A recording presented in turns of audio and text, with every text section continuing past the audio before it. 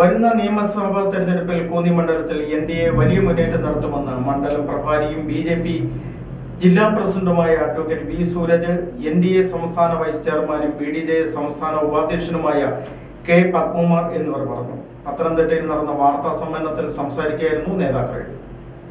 കേന്ദ്ര ഫണ്ട് കൃത്യമായി നൽകിയിട്ടും കോന്നി മെഡിക്കൽ കോളേജിൻ്റെ അവസ്ഥ വളരെ ശോചനീയമാണ്. ആവശ്യത്തിന് ഡോക്ടർമാരോ മരുന്നുകളോ ശസ്ത്രക്രിയ ഉപകരണങ്ങളോ ഒന്നും തന്നെ ഇല്ല. മണ്ഡലത്തിലെ പ്രതിനിധീകരിച്ച UDF, LDF MLAമാർ മണ്ഡലത്തിൻ്റെ വികസന മുരടിപ്പിന് തുല്യ ഉത്തരവാദികളാണ്. അതുകൊണ്ട് തന്നെ നരേന്ദ്രമോദി സർക്കാർ നേതൃത്വം നൽകുന്ന കേന്ദ്ര ഗവൺമെൻറ് പദ്ധതികൾ കൃത്യമായി ജനങ്ങളിൽ എത്തണമെങ്കിൽ കോന്നിയിൽ നിന്ന് NDA സ്ഥാനാർത്ഥിയായി മത്സരിക്കുന്ന TP സുന്ദരേശനെ വിജയിപ്പിക്കേണ്ടത് മണ്ഡലത്തിലെ സാധാരണ ജനങ്ങളുടെ ആവശ്യകതയാണ് എന്നും ഇത്തവണ കോന്നിയിലെ ജനങ്ങൾ ഇടതുമുന്നണിക്ക് വലിയ പരാജയം നൽകുമെന്നും നേതാക്കൾ പറഞ്ഞു. ഈ കഴിഞ്ഞ ദിവസങ്ങളിൽ UDFും കോൺഗ്രസും എന്ന് ചോദിച്ചതിൽ പറയാം ഉന്നയിച്ച ഒരു ഡീൽ ആരോപണം ഉണ്ടായി. അപ്പോൾ പ്രതിപക്ഷ നേതാവ് ഒരു ദിവസം 3 എണ്ണം പറയും, അടുത്ത ദിവസം 5 പറയും. അപ്പോൾ അവസാനം പറഞ്ഞു വന്നപ്പോഴേ കോന്നിയും അതിൽ പരാമർശിച്ചു എന്നുള്ളത് കൊണ്ട് പറയാനുള്ളത് അത് ശുദ്ധ അസംബന്ധമാണ്.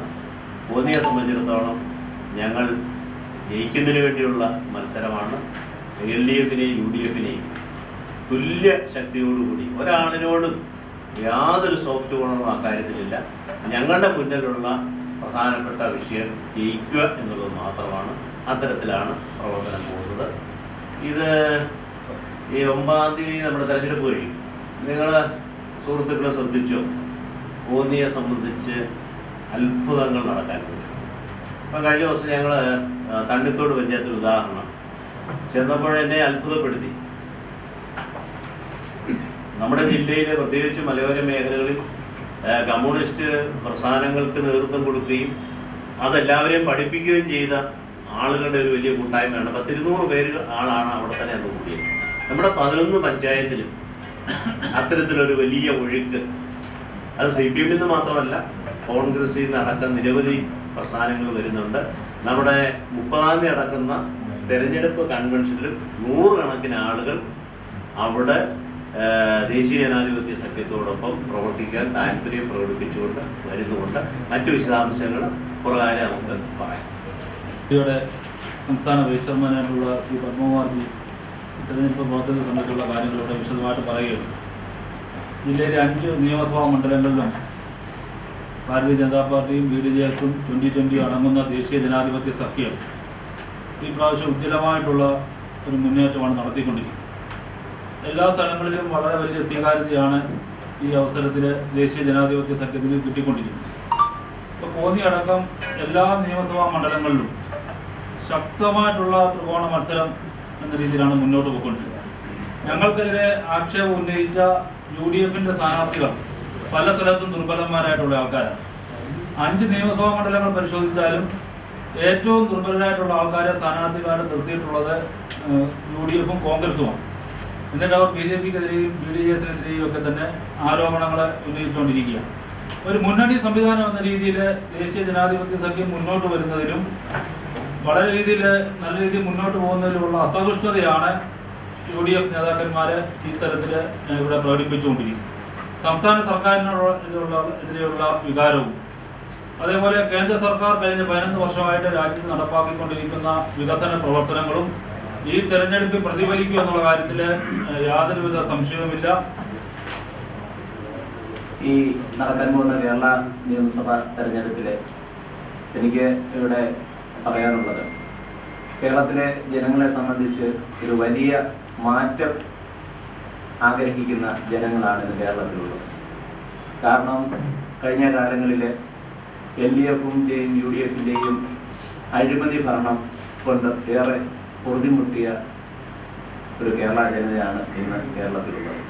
അതുകൊണ്ട് തന്നെ അവരുടെ എല്ലാം മനസ്സിൽ അഴിമതി ഭരണം അവസാനിപ്പിച്ചുകൊണ്ട് ദേശീയ ജനാധിപത്യ സഖ്യത്തിൻ്റെ നേതൃത്വത്തിലൊരു മന്ത്രിസഭ രൂപീകരിക്കണമെന്നാണ് കേരളത്തിലെ ജനങ്ങളുടെ എല്ലാവരുടെയും ആവശ്യം. കാരണം ഇന്ന് ഈ തെരഞ്ഞെടുപ്പുമായി ബന്ധപ്പെട്ടുള്ള പ്രചാര പ്രവർത്തനങ്ങളിലൂടെ BDJSൻ്റെ സംസ്ഥാന ഉപാധ്യക്ഷനും അതോടൊപ്പം തന്നെ BJPയുടെ ജില്ലാ അധ്യക്ഷനൊക്കെ ഇവിടെ സൂചിപ്പിച്ചു കഴിഞ്ഞു. പ്രചാര പ്രവർത്തനങ്ങളെ പുരോഗതിയെ പറ്റി ഇവിടെ സൂചിപ്പിച്ചു കഴിഞ്ഞു. ഈ പ്രവർത്തനവുമായി ബന്ധപ്പെട്ട് കോന്നി മണ്ഡലത്തിലെ ചിറ്റാറ്, ആങ്ങമഴി, ചീയത്തോട് മേഖലയിൽ കഴിഞ്ഞ ദിവസങ്ങളിൽ ഞങ്ങൾ പോയപ്പോൾ ഉണ്ടായ അനുഭവം രൂക്ഷമായ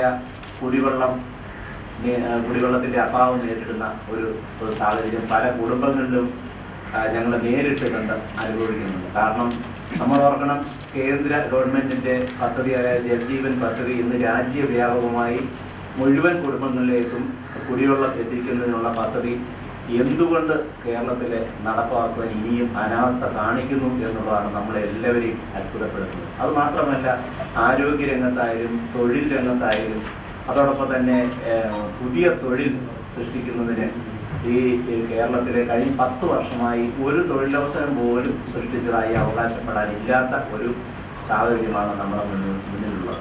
അതുകൊണ്ട് തന്നെ കേന്ദ്ര പദ്ധതി കഴിഞ്ഞ 11 വർഷമായി കേന്ദ്ര ഗവൺമെൻറ് നടപ്പിലാക്കുന്ന വിവിധ തരങ്ങളായ ക്ഷേമ പദ്ധതികൾ, വികസന പദ്ധതികൾ ഈ കേരളത്തിലേക്ക് എത്തിക്കുക എന്നുള്ള ഒരു വലിയ ലക്ഷ്യം നമ്മുടെയൊക്കെ മുന്നിലുണ്ട്. ദേശീയ ജനാധിപത്യ സഖ്യത്തിൻ്റെ നേതൃത്വത്തിൽ ഒരു ഗവൺമെൻറ് ഉണ്ടായാൽ തീർച്ചയായും അത്തരത്തിലുള്ള എല്ലാ പദ്ധതികളും ജനങ്ങളിലേക്ക് എത്തിക്കുവാനുള്ള ഒരു വലിയ സംവിധാനമായി മാറും. അത്തരത്തിലുള്ളൊരു വലിയ പ്രതീക്ഷ എല്ലാവരുടെയും മുഖത്ത് കാണുവാനുണ്ട്.